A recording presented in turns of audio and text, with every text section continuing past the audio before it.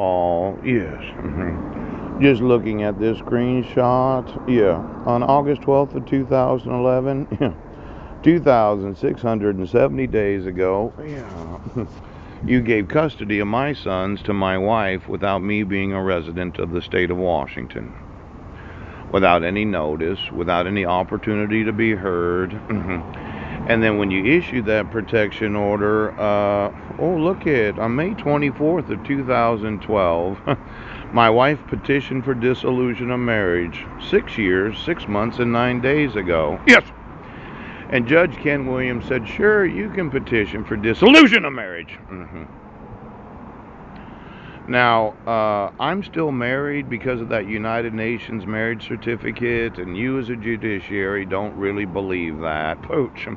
In your thoughts, you're going to continue to convince yourself that there's no possible way that I can put a judge of the United States in a third world prison. Pooch.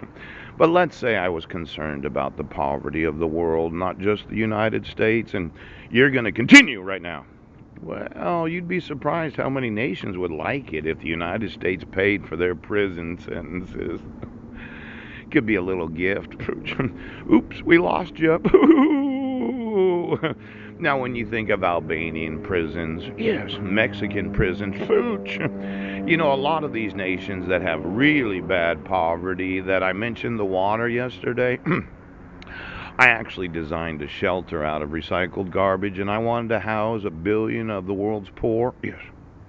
But you don't give a fuck about that. In your mind, I'm crazy. But in my mind, I'm a genius. Yes. Now, when we really talk about the petitioning the court for dissolution of marriage, yes. And then 1 week later, she petitioned the court to reissue the protection order. Yes. Now, I had been arrested in that 7 days. Yes, he did. For the allegation of violating the 1 year protection order when I wasn't a resident of the state of Washington. And it was for something where I called domestic violence advocacy to see if they got the information from the Attorney General on Guam. Yes. It looks to me that when my wife petitioned the court for dissolution of marriage and then petitioned the court to reissue the protection order, yeah, absolutely unnecessary. Oh. See, there was a no contact provision on the personal recognizance of the unsupervised probation. Yes. And then there was a protection order that wasn't going to expire until August 12th. Yes.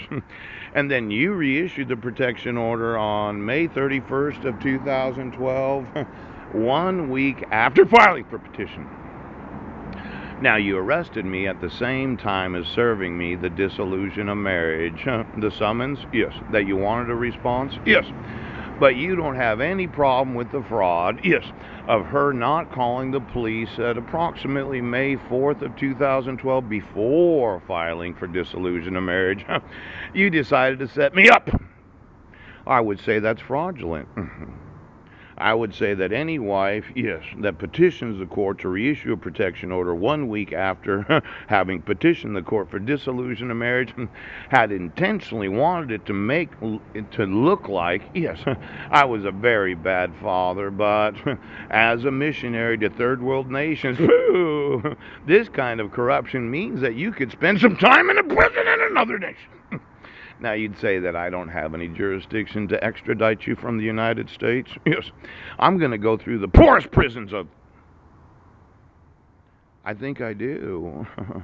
Does it matter what prison you spend time in? Pooh. See, I think that I have the amount of money that I've said I have. Yes. And you seem to think that as a homeless man, yes, I'm going to have to go to churches and ask them to pay for the prescription because of my bacterial pneumonia. And that there's no fucking possible way that I could get your sorry asses in a third world nation. But I think I can. I think I can.